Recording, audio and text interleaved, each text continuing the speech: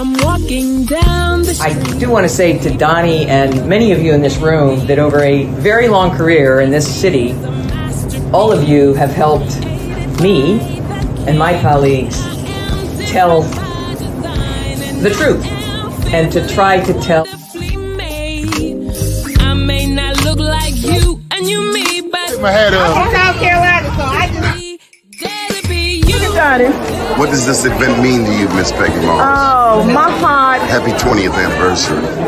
my heart is about loving up on my sisters. Do you know what it feels like to have your sisters in the room? Done. And dare to be different and unique.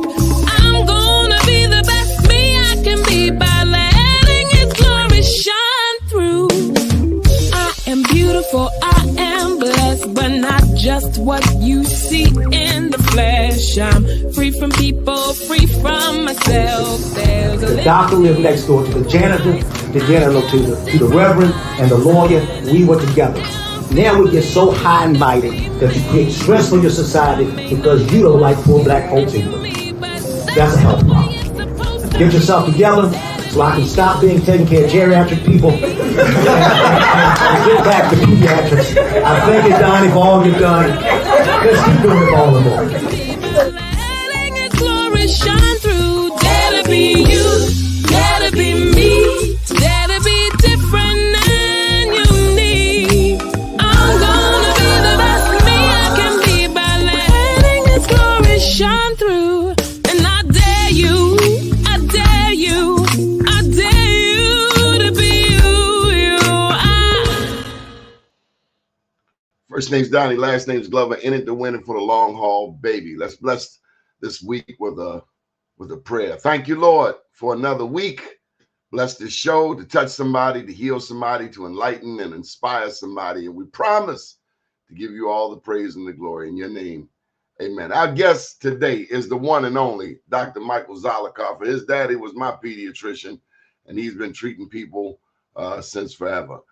He has a new office, and we're going to talk with him about that, as well as some of the challenges facing Black America, including the fact, as you saw in the opening, as you see every Monday through Friday at 9 a.m., when he states that we have a public health crisis in our Black community. We don't like poor Black people.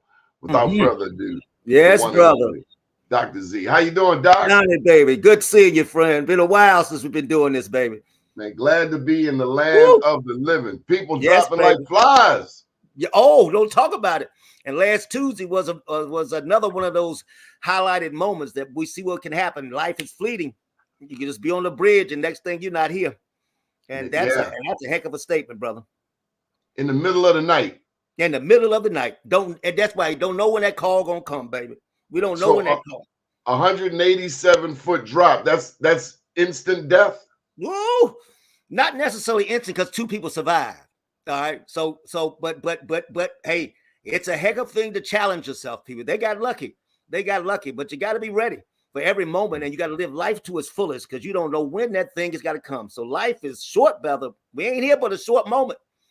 We got to do all we can. I see you got your Orioles gear on. Just last week, right? I saw David Rubenstein, the new owner, billionaire owner, of the new billionaire owner of the Orioles. He bought it from Angelo's last Wednesday. I think they said $1.725 billion.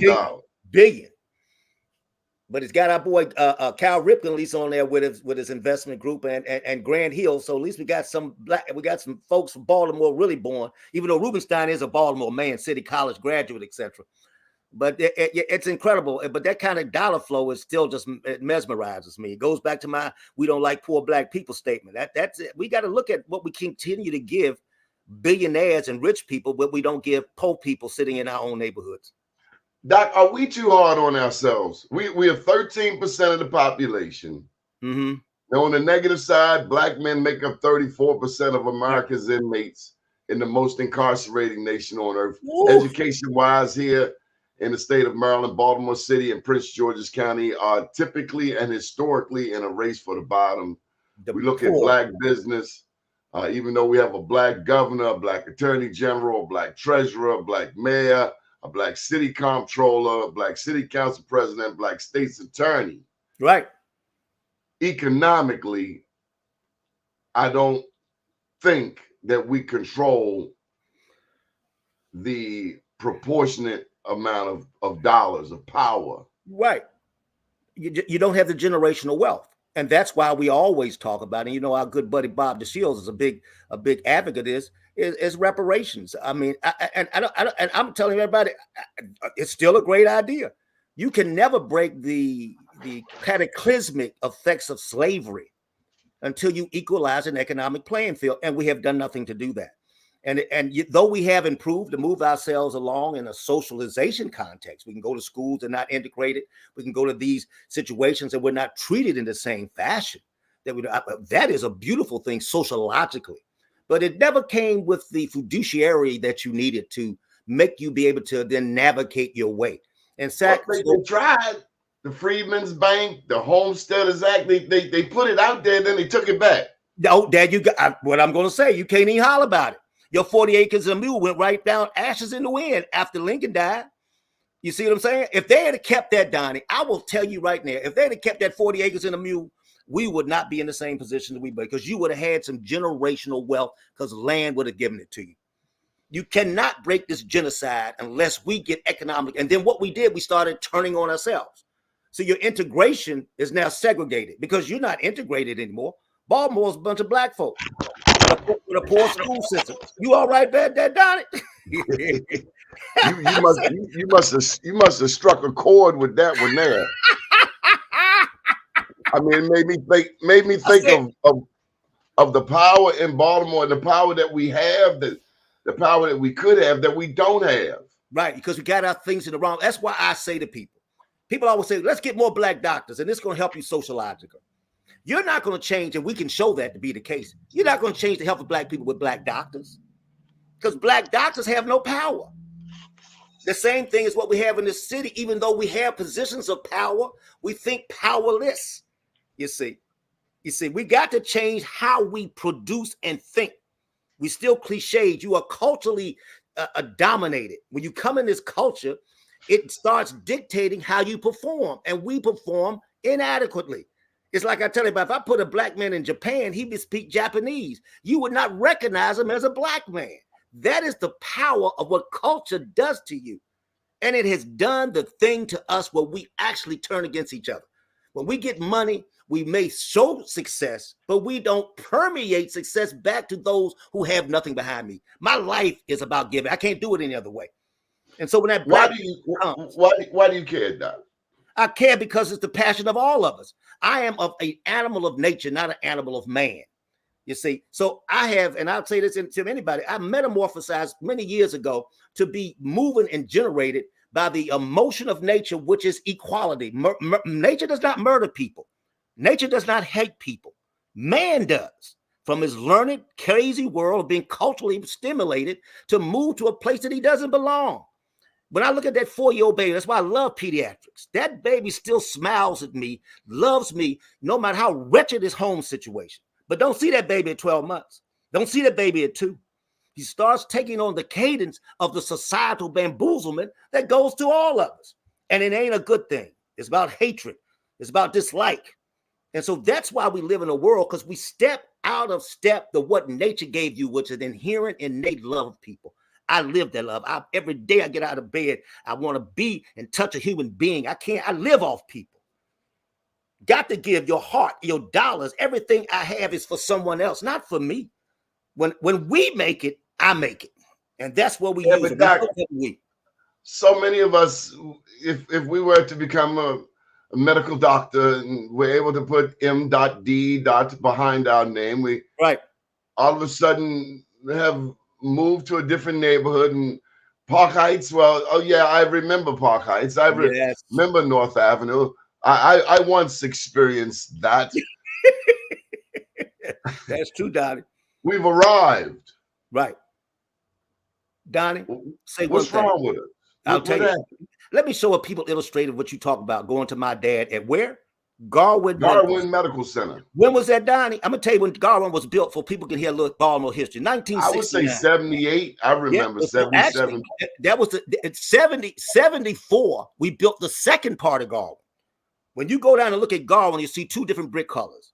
A gray rock in the front, Garrison and Gwynns Falls, built in 1969 by who? Black doctors. Everything in the building was black. By 74, you had two parts. You were so successful. Later lost all of that, but let's talk about that beginning. And those doctors lived in Ashburton. Those doctors lived on West Baltimore, Northwest Baltimore. Those doctors were on North Avenue with their homes and their offices. They were incorporated in a community that has lost its way now. Many factors from that, but think of the power where you went. Think of the power we gave each other. Think of the support when you walk out as the garbage man and the mayor, Smoke Ashburton, live next door to you. The doctor, the preacher. Don't worry about what infinite things they may have up and down or where everything morally or sociologically was good for them, but they, no matter what, good or bad, were incorporated in your neighborhood. What has happened to us, Donnie? We've moved. We've integrated. We have a 55-year exodus out Liberty Road. That's a mess. So do you like poor people, black people? Because you left them. When you take your power from those, then the underpowered, the underserved gets put into a position they cannot survive. Doc, we wanted better schools, we wanted grass lawns, and we wanted a white picket fence. There you go. And that was not where you lived. That is not. Black women ain't moving to Sandtown. They're gonna stay. Ain't nobody. Sandtown has an exodus, not an influx. We are all a suburban sprawl. We believed it. And don't get me wrong, who wouldn't want great things? But when you can't forget to lead people, we are in this world together, not as a solo act. This will always be a team act and a we act. But when I have to instill it to you, you lose it. It should be innately in your being never to step forth from those who need. And when you got it, give it. And not all the times when we give it is given in the right fashion. Sometimes it's for prestige, it's for celebration. You go back and get innately into the love that's been born into you, like that 4-month-old baby that smiles at me every time I look at it. And it still fascinates me 40 years into it because I can't see it everywhere. So I always said it's a health problem. I'm trying to get my physicians to stop worrying about a strep throat, worried about a broke. Word about a female that's got 3 babies and 3 daddies, and she's still beholden to them. I have to empower that woman not to worry about whether she got a hangnail or not. Yeah, I can take care of a medical problem, but your main problem sociologically is the stress that this nation puts upon all of us. This nation itself called America, and it's coming to roost. Yeah, the chickens that come over to roost, it's killing us. It is killing us, whether good or bad. You can have money or not. That stress is killing us. And don't talk about a person who is socioeconomically depraved. He's already in a death spiral. He can't even get out. Tell me about the food. Tell me about the food deserts, Doc. Oh, the food deserts are again an overstatement that is much more emotional. Let me say some people, and I go against most folk about this. Those little corner stores, even though we had some markets, have kept us alive. They may be charging you more. But this whole food desert situation is getting into the nutritional complexities that doctors are throwing upon you that is not always correct. Hell, I can live off some daggone Utz potato chips for 20 years if I wanted to. Am I be the most healthiest man in the world? Maybe not. But guess what? I will survive because calories are your number one. But should we then destroy the world that we have left without having a centralized market? No, it should get there. But that desert itself is an overplay in words to again excuse us from doing what it needs to do, is bringing up the social condition of that neighborhood. Oh, it's a food desert. What we going to just put a market there? You can't put a market there when I didn't raise the socioeconomic condition. Those people can go into the market. When I change your condition, you change. Let me say something, folks. Go do your studies. Go look at East Lake in Atlanta, who had murder rates out the wazoo. When the white folk who came in and did a good thing changed the infrastructure and put middle class doctors and created what we said earlier about the Garwin experiment, The whole world came up. What happened? I changed their social economic condition, health problem, and made the neighborhood become one. Reading scores went up. Kids graduated. They didn't carjack. And still to this day, the effect is there because I changed the community. I changed the narrative. I changed the culture. You got to change the culture, people. You can't keep putting a Band-Aid on a cancer that has long been metastasized. Come on, wake up, folks. It ain't your market, it's your life. Tell me more about East Lake in Atlanta. This is it's on the east side of downtown Atlanta. It's the same place the PGA does their championship golf, the BMW, every year. So they have a nice place that nice influx of money. You then put a elderly, middle-class people back in to help nurture the community as we once had. So that in East Lake, now they call them purposeful communities. They put them all over the country, but you can't always recreate that design, you see. But if you look at that, that was a success. Now, sure, you may have displaced some people that were problematic or what have you.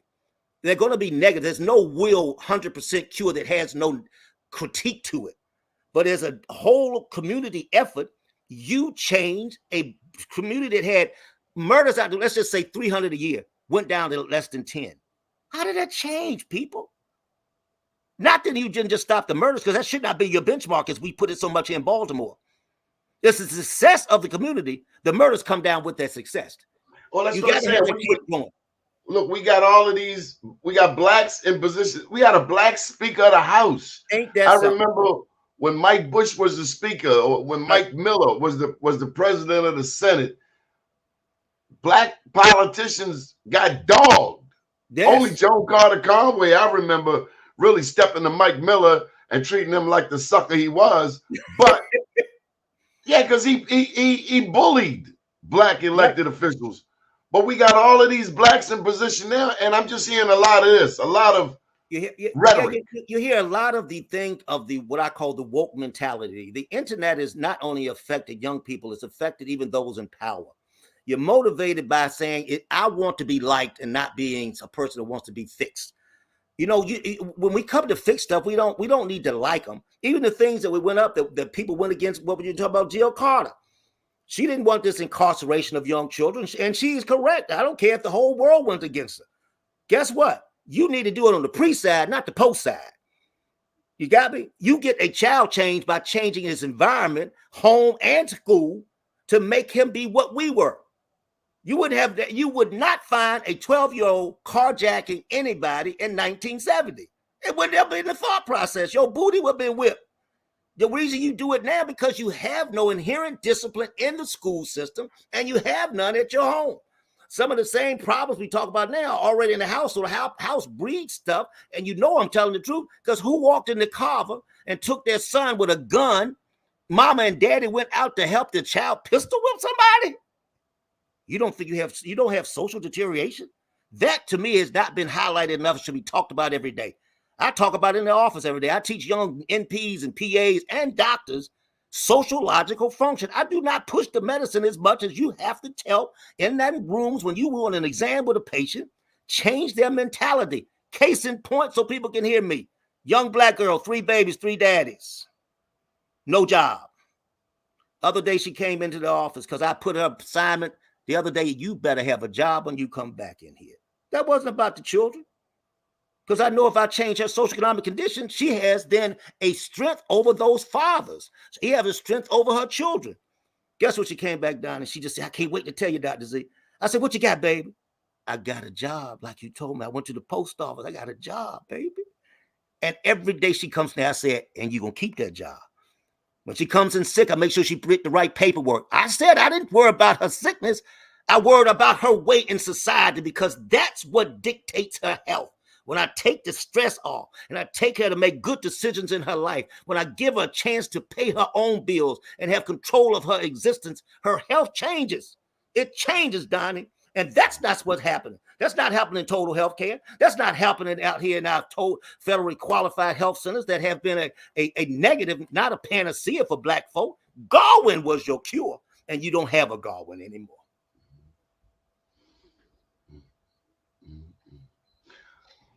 All right, you said I can ask you anything. Are we too heavily invested? Are we too heavily invested in the Democratic Party? I really don't think that's the case. I think that's a nice cliche thing to say right now. I think the Democratic Party has the vices and the thought process that we need. I think the Democratic Party, when they've pulled themselves up, they suffer right now. The main dynamic is the woke mentality. The woke mentality is you have a yes to everything. You can't yes everything. You can learn to accept people of all walks of life, gay, transgendered, black, white, poor, rich. That can be done, but you can't be without critiquing some systems we put in place. I had a conversation last night. What did Black Lives Matter get us? You don't hear anybody talk about it much no more because they took all your money and don't do a damn thing. They don't come in here and help these 13-year-olds carjacking, do they? But you lost Aunt Jemima off your syrup bottle. And I firmly told you don't need that. You took Uncle Ben and gave him a new bow tie, and then you took him off the box of rice. You don't even have nothing to talk about now. All I got is Pearl Mill or my goddamn syrup and pancake box, but I ain't got no power. That's what I'm trying to tell you. The Democratic Party becomes its own worst enemy because you start not critiquing what you need to critique. You need to be a person for everybody. For me, and people know I love Joe Biden. Most of us don't have enough brain cells to evaluate governmental systems anyway. So I need a leader, and a leader has to have a moral value. Damn sure ain't going to tell me it's Trump and the Republican chaos. I mean, come on. Whether black people, the Democrats done put us down. Well, son, what's your choice in this system when we created Trump? For a black man to vote for Trump, you're blasphemous. You better get up your NAACP card. Give me a break, brother. And I don't care whose foot I'm stepping on. I will step all over you. Because you can't win the argument. You can't touch me. No, the Democratic Party is your best savior. And Biden has done it. Because let me tell you something, Don. Let me put one more thing in there. Your people don't understand. They put in your head. The number one problem is the bamboozlement you do in these schools where kids are unprepared even to graduate, to go to kindergarten, let alone go to college. But you got everybody on a pre-college check in Baltimore City schools. Stupid. They need to be on a vocational track so they can get out and get a blue-collar job because that's the aptitude that we do. When a 12th grader graduated with a 3rd grade or 4th grade reading average, he can't go to college, and that's the majority of them. So why put pre-college in front of you? And then when you go to college, the cost is so high. When you graduated, you're crippled and put into poverty so much because you got to pay back a $100,000 bill. You get out and you got $1,000 a month working at McDonald's. How you going to survive, Donnie? That's why you see them so still living with their mamas. We have a system, as I'm telling you, that has to change its okayness and its wokeness to move us into a place. That bill is big time. And who fixed that bill? Biden. Biden would have everybody be free from school debt, but you stopped him Supreme Court-wise, so he found every loophole he could to give some black folk a chance at being free from school debt that gives you a chance to get into social economic power. Come on, people. We're preaching the wrong thing and have the wrong cures. Wake up, because most of you talking from the side of your neck because you don't have knowledge. If you want to talk about something that don't work, get knowledge first. Open your mind. But some of you can't do it if I have a poor educational status. So me as a moral person who can lead a nation, who can lead a community, has to go out and do the right thing for folk. That's what I do, Donnie.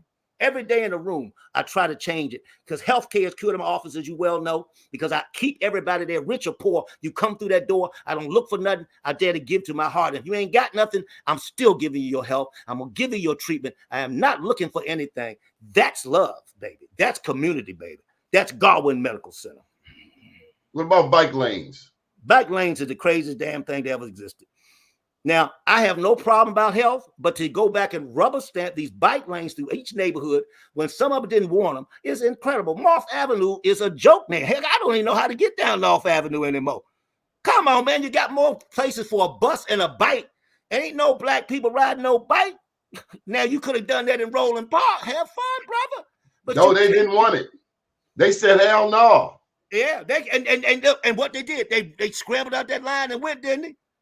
Ain't nobody on North Avenue. That's what I'm saying. We may not, as a people, galvanize ourselves to put a major protest about that, but we should. So who should be looking out? That mayor, the black one you talk about. And not just talking about Brandon, I'm talking about all of them, okay? The state's attorney, the city council presidents. You got to look out for this. Say this, whether the people say no or not. This ain't right for North Avenue people. I can't wait for the people. The people don't always have enough knowledge to do anything. That's what's going to happen to Harbor Place.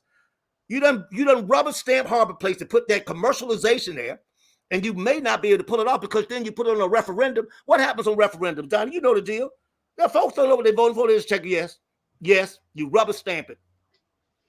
Yeah, like the new bill that came on for term limits, because yes, as hard and as long as it took us to get blacks in the citywide office, to get blacks elected, going back to Judge Joe Howard and some of those early blacks. Right. Now you saying, okay, you can only be there 2 terms. Now here's the crazy part. Right. It was pushed on us by Fox and by people like Euripsy Morgan, who don't look like you or I. Right. Kind of the same thing that when they had Question P, which changed the 3-member city council districts to single-member districts, and we lost about 9% of our black representation on the city council. So we have power, and then somebody comes along and tricks us out of our power. That's what I'm saying, Donnie. You just found another example of what I'm talking about. I think certain places term limits do have a place. I think the Supreme Court should not be packed with a conservative body that stays there for life. I think you have to look at what you're bringing.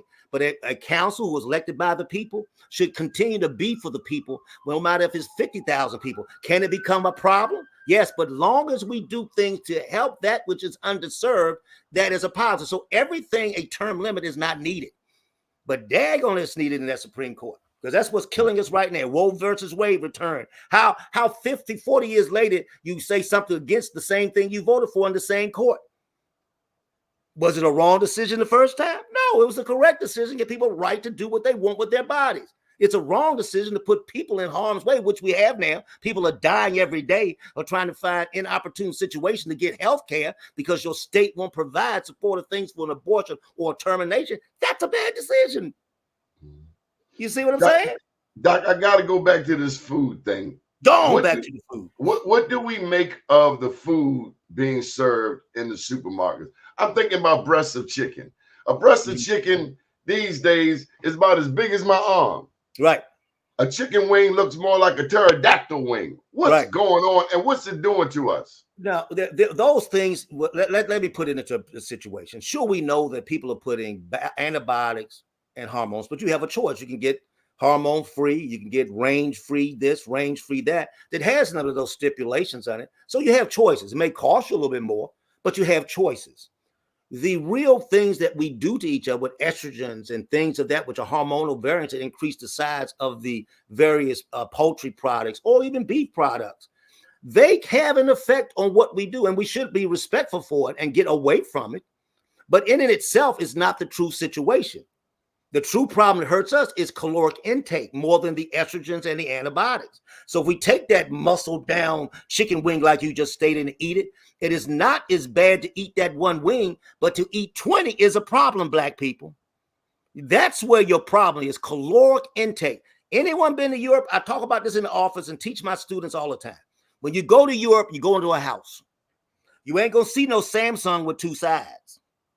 You ain't gonna see like grandmama got that freezer in the basement, and at that basement freezer, they got all that meat that you remember. Used to order that meat to come and deliver it. You got 400 damn steaks. You got some beef, all in that basement. We got too much gluttonous behavior, people. That's your problem. You push back from that table, and those things that we find are problematic in our foods, which should be cleared up. I'm not saying it's not, but your problem is glutton behavior. You've taken in too much calories. I tell everybody this. The number one reason you couldn't get in the army in 1940 when World War II was going on was you were too skinny. Hear what I just said? Too skinny. 2024, the number one reason you can't be allowed in the service is you're too fat. Did your genetics change? No, your socialization changed. You took on a glutton behavior, and glutton behavior comes from stress. You eat because you're stressed. If I take away your stress, you don't eat as much. You understand me? That's the key. Change your caloric intake. All this Ozempic nonsense is out here. These doctors putting poison in these people's body, but you'll take that, but you worry about some estrogen in the darn chicken. What's Ozempic? I thought that has to do with weight. Yeah, but it's a diabetic-based drug. Now it's gone into weight, and everybody's gone crazy. You can't keep it in the daggone pharmacies. You want to be injected. No, you don't need to be injected. You need to be up and injected in your mind to get up and exercise one, which is not a weight loss tool. But you need to also teach your people to push away from the table, which is a sociological tool. Don't excuse bad behavior. That's why I said earlier, when you got that woke mentality and you band-aided with the wrong cure, you are creating more of a problem. And so that's what we do right now. We create more of a problem than fix it because we're not changing sociological dysfunction. You're changing in a health situation with made-up diseases, which these doctors do every day with obesity and hypertension and all this. Those are real things, but they come from sociological problems. Change your stress, your blood pressure come down. Everybody knows it. You go to Roland Park and you live on Fulton because Fulton lives to be 69. Roland Park lives to be 89.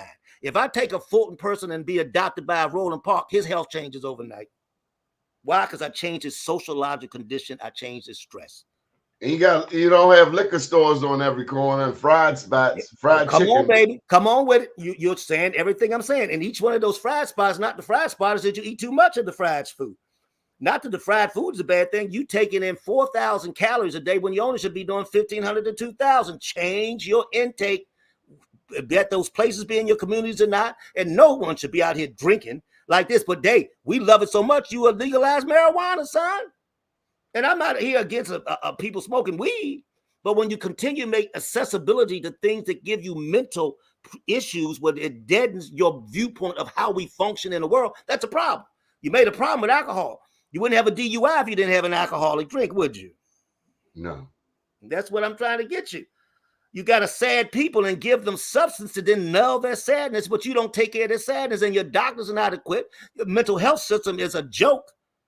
You decentralize everything, half of them homeless sitting on the corner. Where's the damn mental hospitals we had? There ain't no Shepherd, ain't no Spring Groves and Rosewood and all this stuff we used to have.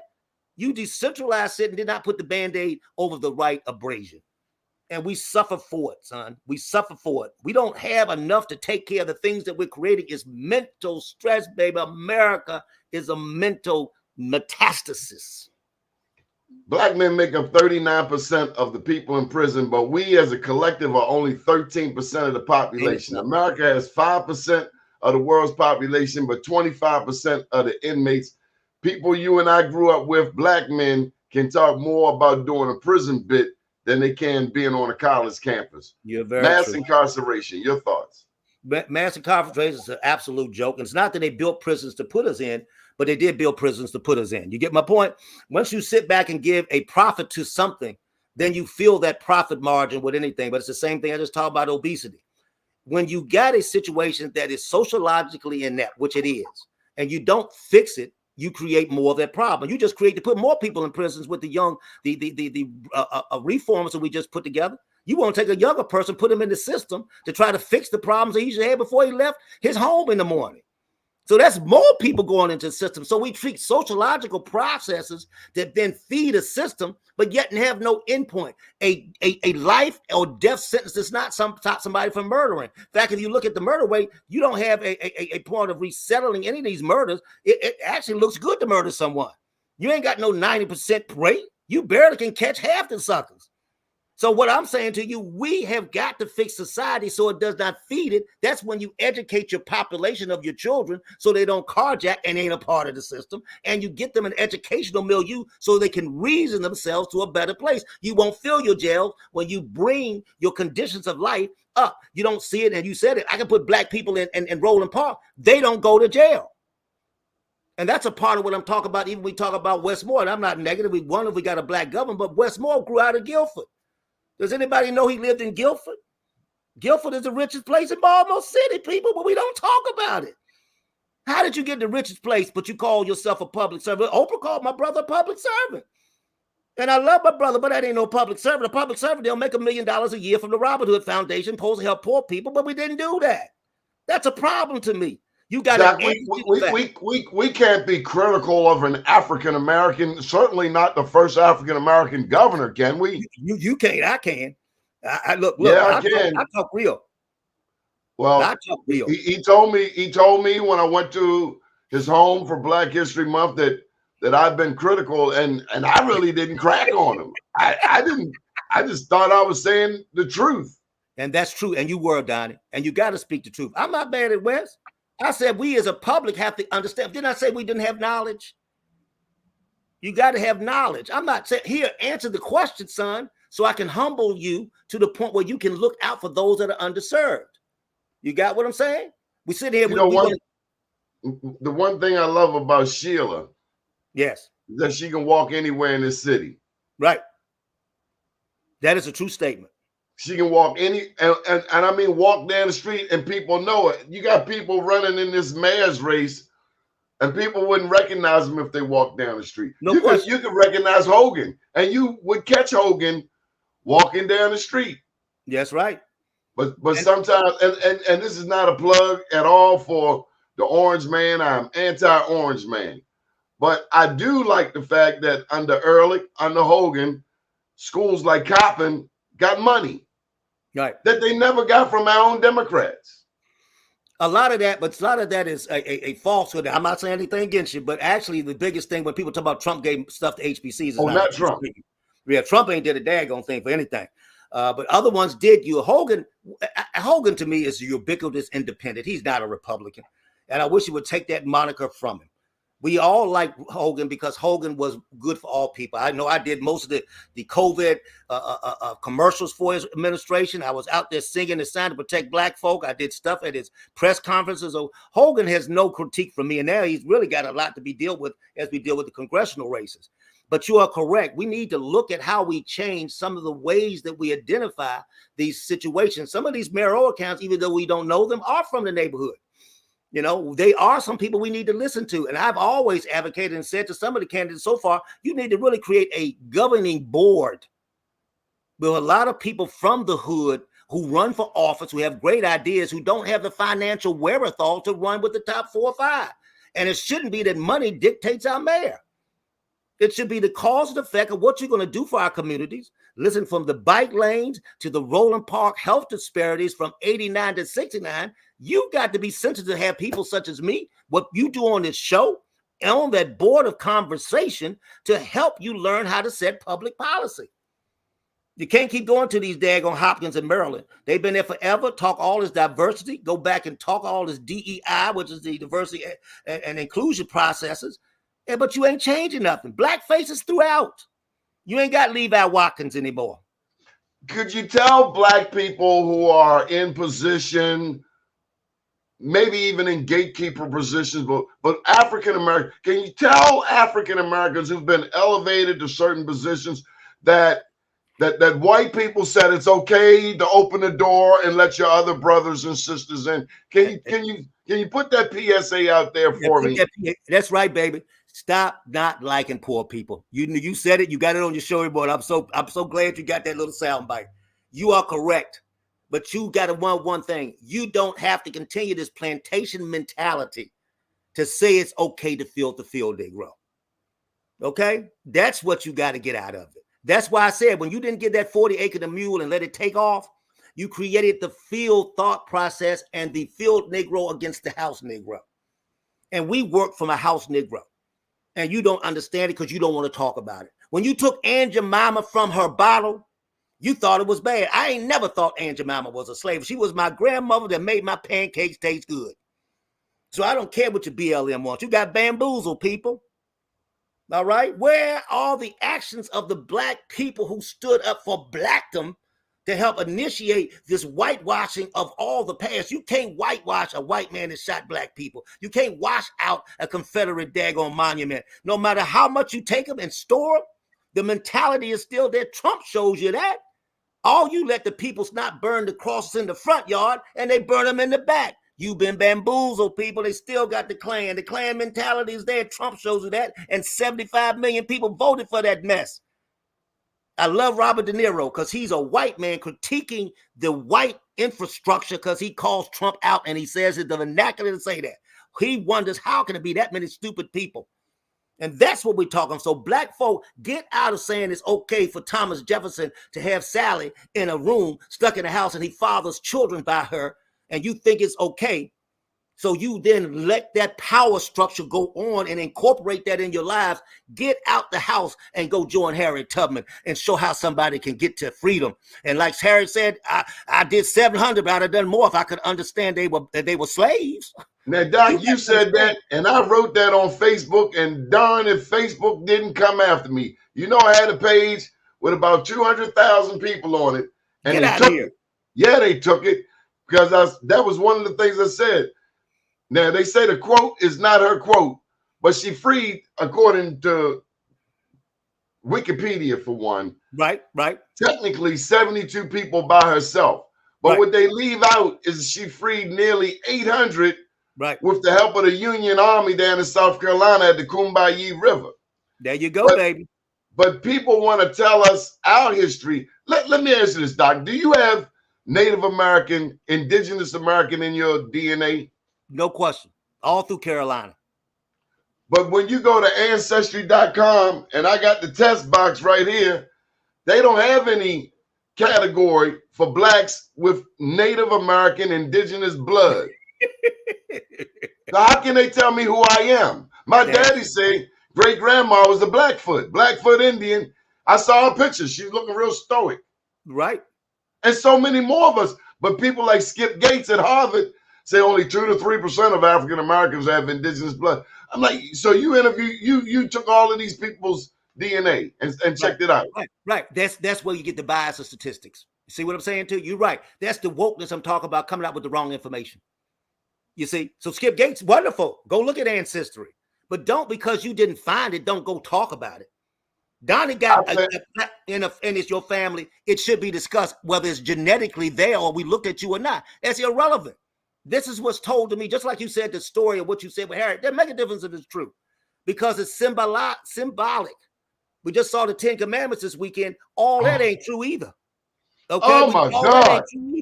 But I can't believe I watched it. Huh? I can't believe I watched it. Baby, I'm watching it with you because it's just a part of what I do. Because guess why I'm looking at it? I'm looking at it because I see the same condition that is mirrored, whether true or not, in my day-to-day. Because we are the Hebrews. Yeah, they got Charlton Heston up in there. What you say? Charlton Heston all up in the tent. I'm like, oh man. That's amazing. But we all up in there to this day. We're doing the same kind of things where we don't legitimize poor slave people. We sit back and throw mud on them and let them try to make bricks from straw without the straw. And so, never know. A poor black person might save your life one day. And that's why I don't lose a dichotomy between them all. I respect every person here, but I will critique the system. It's the same thing with Maryland. And I don't want to get into any deep transgender situation, but I don't care what you say. Maryland refuses to put a woman in sports act. That makes Title IX look like a joke. What's wrong with you, How can a woman compete against somebody born a man? That's right. I tell everybody, if Usain Bolt turned to a woman tomorrow, you think it's right for him to run in the Olympics against women?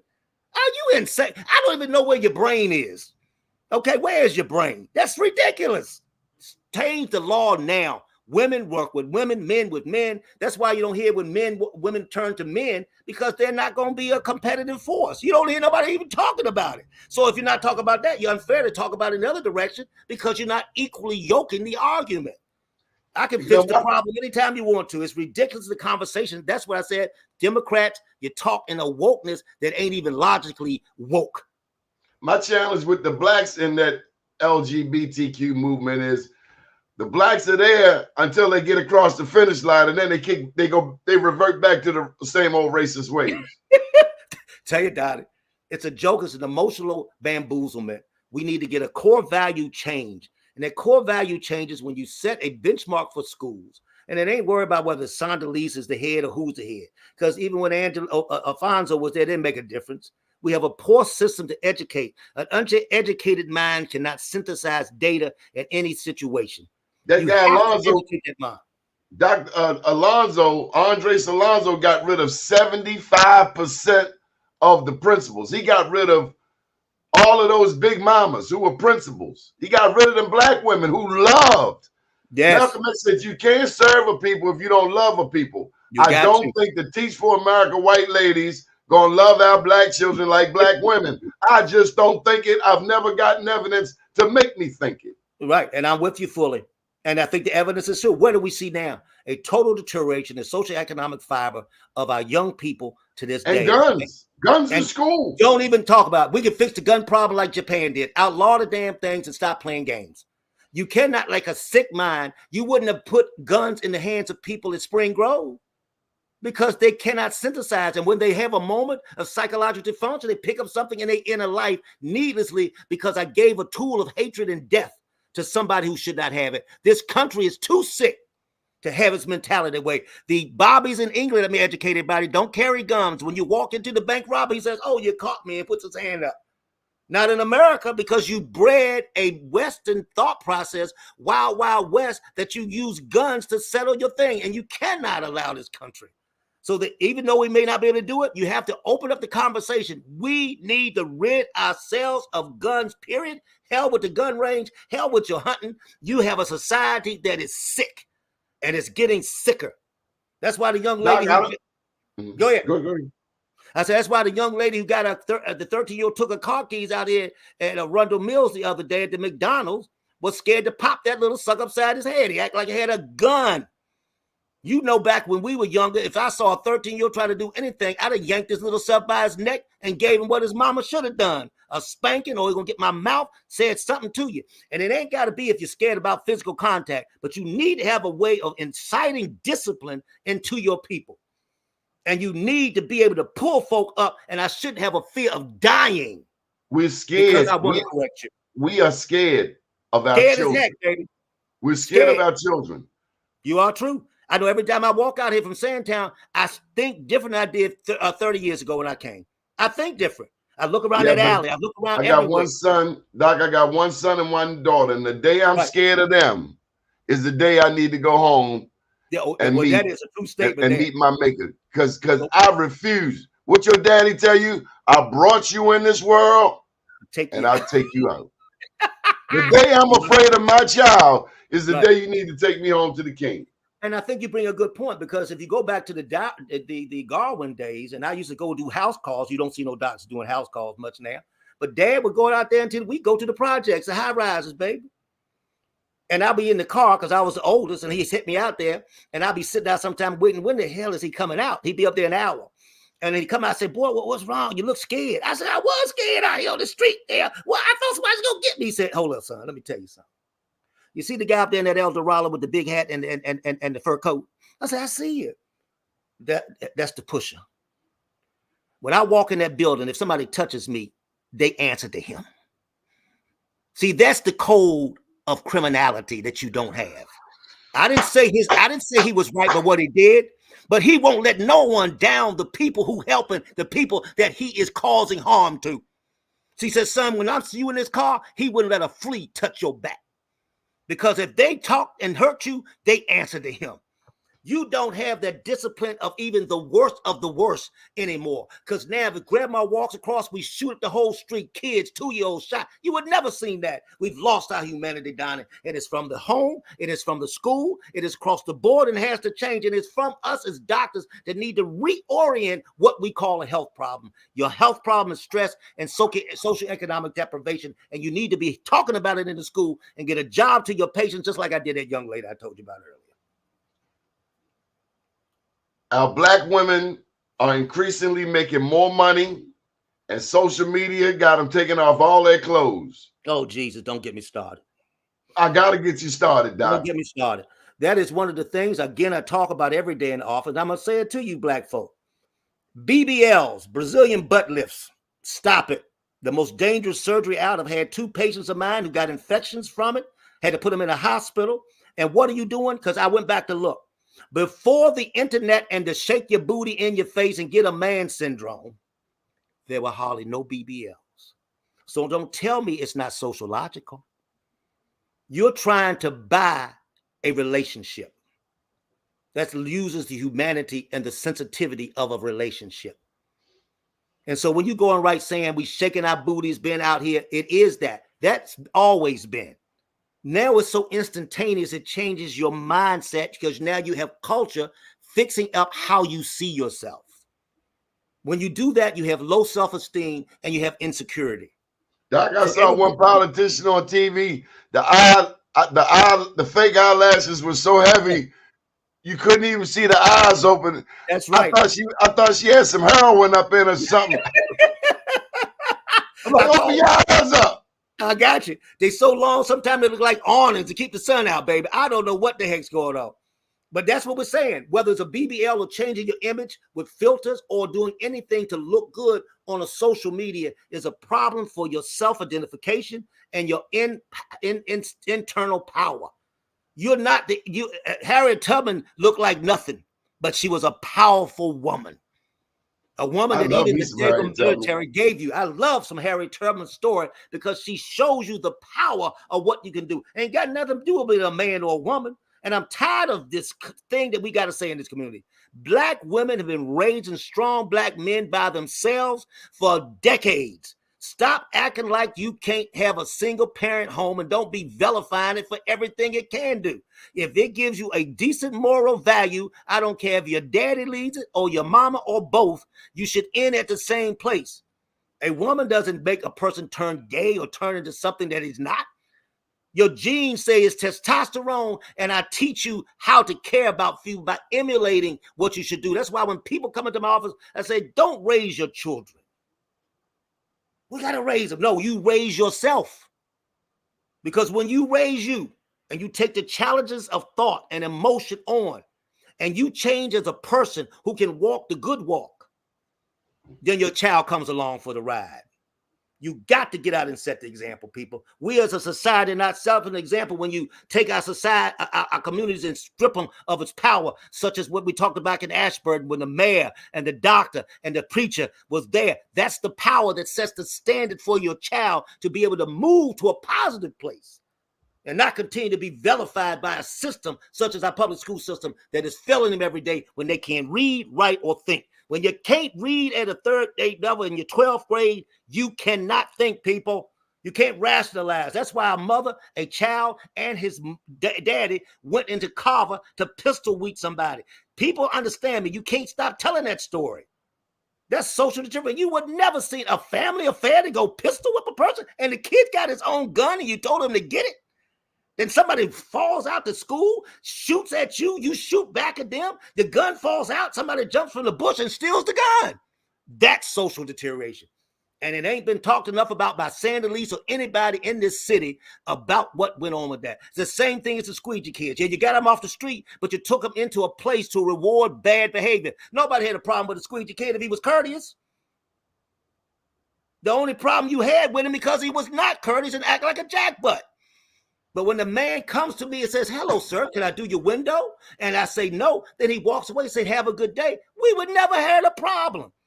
But you took the suckers down North Avenue and gave them a job and $200 damn and think you rewarded bad behavior.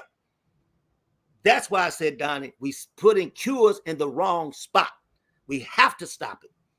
And doctors, you need to be a part of it and stop sitting in a passive fashion when you know what I'm saying, because people tell you every day, stress is the number one health problem. Where you think that stress comes is called from one S thing, the USA. We are destroying ourselves, Johnny. And we are doing I got seven more minutes with you. Go for it, baby. Fox, 45 Baltimore, and AI. Can we cover them two topics? No, anything you want, baby. Fox 45.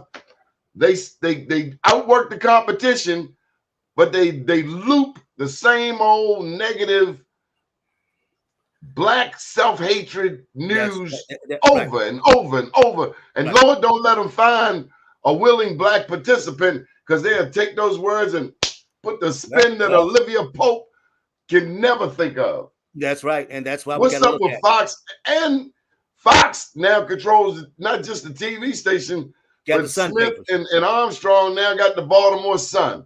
Right. Can you talk to me about the power of white media on a 63% black city? That's where we have to learn to make our stance and put a line in the sand. And though we sit back and we love Sheila and she incorporates herself into the system of our lives and can walk amongst us, whenever you align yourself with that type of alienated conversation, there's a problem. So she has to watch that as she runs for mayor. because Sinclair Broadcasting and Smith are backing her. That means I wonder where your agendas may be if you get into office. And don't get me wrong, she's a Northwestern graduate. I support her fully. I support loads of these candidates, but we cannot buy ourselves out and put ourselves back into the arms of the plantation. But they robbed her twice when she went the other way. This I is know, probably and guess what? You're gonna have to tiptoe around it, but that is a hard situation unless they change the case. So that's why we're bringing it up. We bring it up because there's a lot of false reporting, and when that narrative gets into power, it starts giving you, again, as I said, a narrative that you internalize and may change how you realize. That's when I watch Kyle Jackson on that Fox 45 and some of the stuff that comes out of his mouth, I say to myself, one, I could not do that job. I thank God I built my own platform. Very hard. But what happens to us in that when you're in a position of a Kai? It's the same thing. It's the mentality. He's now in a culture of racist thought process. And so Kai is not the same voice that was on the traditional TV. I think it was on 2 before. So, but if Kai, he cannot accept that spot. He was on 13. 13, excuse me, 13. 13 then. So the point being is, Kai, guess what? He can't take the job. And we don't do that. But we did it before. You got to learn how to turn down things that are morally incorrect and walk with a side act out your neck conversation. And that's what we got, Doni. We got to stop this nonsense. Artificial intelligence. Are we AI is your death sentence. Go ahead and wait. Arnold Schwarzenegger will be at your house very soon with the Terminator. Because when you give AI a control over your community, you basically have okay death. So stop the stupid conversations. AI need to be watched. But once it starts making your everyday decisions, I already told you, got a warped mind. If it's not using your intelligence, you become templated and algorithm down to watch and walk your way through the same thing that has been programmed in the AI. So don't look at it as a panacea. Yeah, it can do your job, but it's taking your job. It's not only taking your job, it's taking your soul, it's taking your spirit, it's taking your intelligence. And we can ill afford it as a society, but you've made a very bad decision. No different than when Kai from 13 to 45 did. It changes his blackdom, his conversation. No matter what he can say off the news, AI is making you say it on your day-to-day functioning, and it will destroy, and I'm saying it right there on this show, it will destroy us as a society. Hear me now, hear me later, hear me all the time. We are killing ourselves, and you will see Arnold Schwarzenegger. Doc, where's your new office? New office is at 2605 Bannister Road. I don't like to call it new because what we did was throw me out of a castle I built for Black people. But during the pandemic, nobody came to see the doctor for a year and a half. No matter, and you know I'm well connected, but I could not continue to keep an office that was hard for me to afford before open at that time. So I moved to someone, and I'm just pleased to even have a place for my people to go. But it's not new. It's just a place. I feel like I'm like Moses thrown out in the desert trying to lead the Hebrews home, brother. But I tell you what, I'll walk the burning sands. I'll walk without water or anything else. If it's anything to help my people have a place to go and continue to hear my voice, and I can provide care. So I'm there, and I will do everything to change that. But we can change it if somebody funds me and we get things done. We got to do it. Any final thoughts, Dr. Michael Zollicoffer? It is time to change, people. Wake up. Just wake up. Educate yourselves. And if you can't educate those who have an education, you have to take the responsibility of feeding those who cannot think the way we should. And your thoughts should be centered around helping everybody get innate into nature, love from a nature's giving point, and not from man's bamboozlement and cultural biases. You will find an answer that is given to you beyond religion, beyond anything. You'll find that the Middle East is a little more confused than you can even synthesize. It's a different story. It's that no different than what we do day in here. We got to change it, people. Change it. Change the narrative by thinking, learning a motion of neutrality and love and compassion, and you will find the answer. It's only a short run we got. And while you running that race, fill it with the best and the grace of love and compassion to change who we are.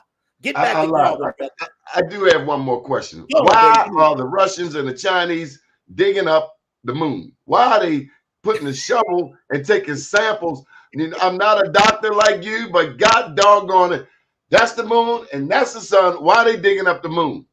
digging up the moon because they just want to see they can do things. They need to be digging up a way that we can unite ourselves and get rid of the thing that's going to put us on the end of close to World War III with the Ukraine and the Russian mentality of Putin, which is an absolute fool, and so does Xi of China.